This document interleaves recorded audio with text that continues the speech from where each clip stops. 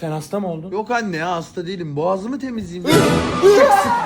Anne ne yapıyorsun? Sus! Hiç dikkat etmiyorsun. İncecik geziyorsun evde. O bilgisayarın başından kalkmazsan öyle hasta olursun işte. Ne alakası var Al şu bilgisayar? C-vitaminini. Nane limonla ıhlamurunu da iç bakayım. Daha iyi misin oğlum? Güzel güzel dinlen şimdi.